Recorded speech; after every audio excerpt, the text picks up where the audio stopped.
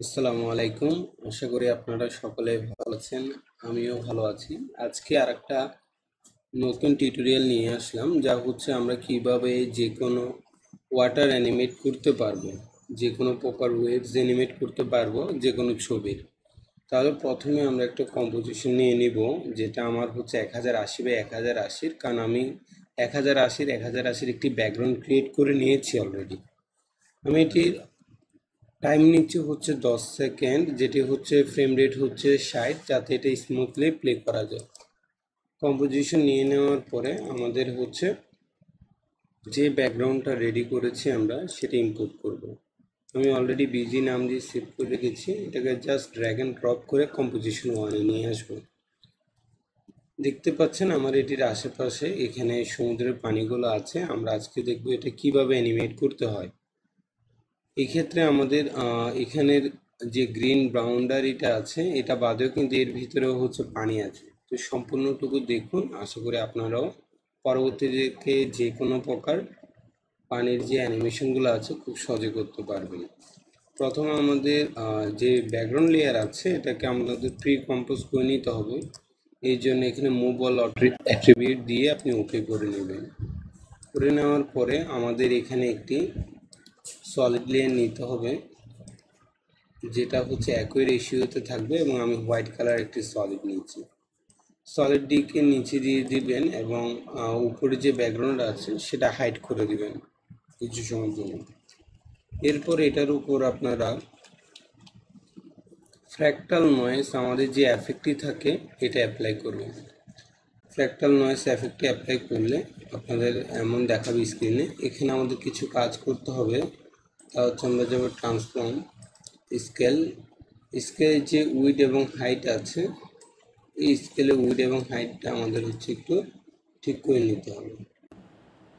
স্কেলের উইড এবং হাইট ঠিক করার জন্য আমাদের হচ্ছে যে আমাদের ভ্যালুটি আছে ফ্র্যাক্টাল নয়েজের, এটির ট্রান্সফর্ম যে অপশান আছে, ট্রান্সফর্ম অপশানে আমরা প্রথমে যাব। ট্রান্সফর্ম অপশানে গেলে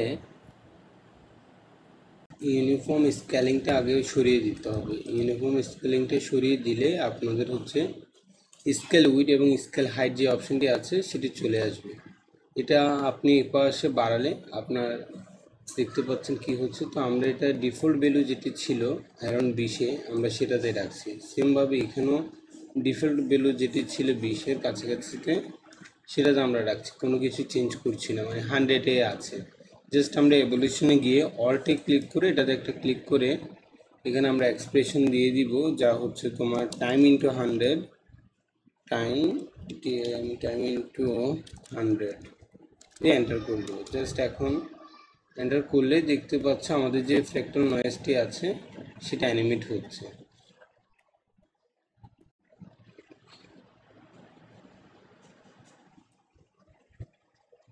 আমাদের তাহলে এই লেয়ারের যে কাজটুকু আছে এটা শেষ। এখন আমাদের আরও একটি নতুন লেয়ার নিতে হবে, যা হচ্ছে অ্যাডজাস্টমেন্ট লেয়ার। তাই আমরা হচ্ছে রাইট ক্লিক করে আমাদের যে অ্যাডজাস্টমেন্ট লেয়ার আছে তা নিয়ে নিচ্ছি।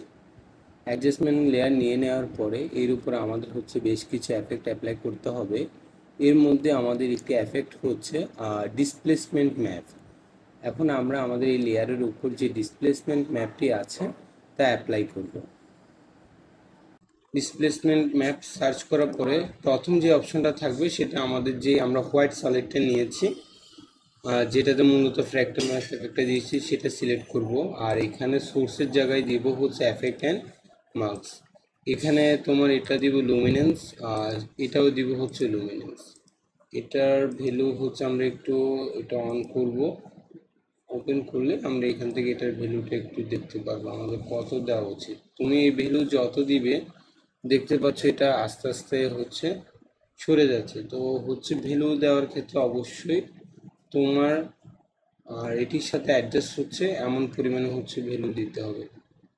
আমি আপাতত 30-এর কাছাকাছি রাখছি, 35। আর এটা হচ্ছে তুমি করলে এটা উপর পাশেরটা, তাই অবশ্যই এই ভ্যালুগুলো একটু বুঝে শুনে দিতে হবে। আমি আপাতত এটাতে 15 রাখছি। এখন দেখতে পাচ্ছ আমরা এই এফেক্টটা অ্যাপ্লাই করার কারণে কিন্তু এটার আশেপাশে আমাদের যে বর্ডারগুলো ছিল সেগুলো এবড়ো খেবড়ো হয়ে গেছে। এটাকে এখন ঠিক করতে হবে। এটাকে ঠিক করার জন্য আমাদের দিতে হবে মোশন টাইল এফেক্টটা। মোশন টাইল আমরা সিলেক্ট করব, করার পরে এটাকে জাস্ট উপরে ড্র্যাগ করব। ড্র্যাগ করে এটার যে আউটপুট হাইট এবং আউটপুট উইড আছে এটা জাস্ট চেঞ্জ করব। আমরা প্রথমে আউটপুট হাইটটা চেঞ্জ করি, তাহলে দেখতে পাচ্ছি এখান থেকে আস্তে আস্তে এটা মিশে যাচ্ছে। আর একটু ভ্যালুটা চেঞ্জ করে দিব, প্রায় অ্যারাউন্ড 500 কাছাকাছি দিচ্ছি, কারণ বেশি দিলে হচ্ছে র্যান্ডারিং হতে সময় লাগবে। তাহলে এই পাশটা প্রায় হচ্ছে মিলে গিয়েছে। এখন জাস্ট নিচের পাশটা, তো আউটপুট হাইটটা আমরা একটু বাড়িয়ে দিলাম, অ্যারাউন্ড হচ্ছে তোমার আমাদের যেহেতু মিলিয়ে গিয়েছে প্রায় 400 কাছাকাছি দিয়েছি। তাহলে এখন দেখতে পাচ্ছ আমার পুরো বিষয়টা কিন্তু অ্যানিমেট হয়ে গেছে অলরেডি। একটু রেন্ডার হোক, রেন্ডার হওয়ার পরে আমরা ফুল প্রিভিউটা দেখতে পাবো।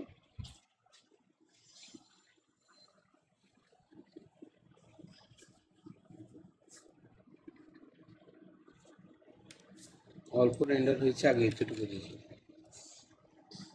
আমরা যদি এটাকে স্পিডে প্লে করে দেখতে পাচ্ছ পানিটা হচ্ছে তোমার কি রেন্ডার অ্যানিমেট হয়ে গেছে। ওয়েব সির যে অ্যানিমেশনটা আছে সমুদ্রে হয়ে গেছে, বাট আমরা চাচ্ছি যে আমাদের এই গ্রিন বর্ডারটা হচ্ছে কোনো প্রকার কি মুভ করবে না, মানে যে আমাদের ট্রির আউটলাইনটা আছে এটা কোনো প্রকার মুভ করবে না। এটার জন্য আমাদের এখানে মাস্ক অ্যাপ্লাই করতে হবে।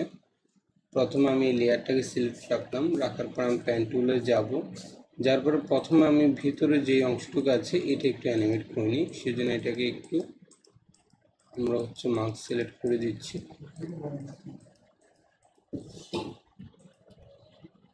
দেখতে পাবো এটা সিলেক্ট করার পর পরে জাস্ট আমাদের ভিতরের অংশটুকু অ্যানিমেট হচ্ছে, আমাদের যে ট্রির বর্ডারটা আছে এটার কোনো প্রকার অ্যানিমেট হচ্ছে না। এখন এটাকে করতে হবে সেমভাবে। এক্ষেত্রে আমরা হচ্ছে প্যান টুলটা আবার নিব, নেওয়ার পরে এর হচ্ছে এখান থেকে এতটুকু আবার সিলেক্ট করে নিচ্ছি ভালো করে।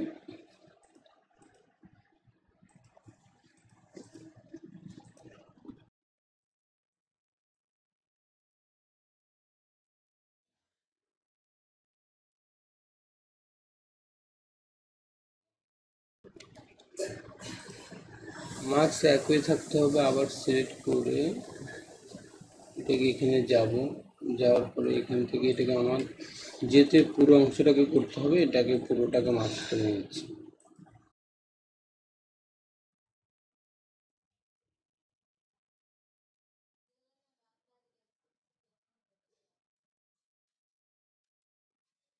এই দুটো পয়েন্ট এখন আমরা জয়েন করে দিব, তাহলে হচ্ছে আমাদের অ্যানিমেশনটা কমপ্লিট। আর আমাদের এই মধ্যখানের যে মাস্কিংয়ের লাইনটা আছে এটাকে আর একটু টেনে দিব, যাতে আমাদের এই অংশটুকুর গ্যাপটা বোঝা না যায়।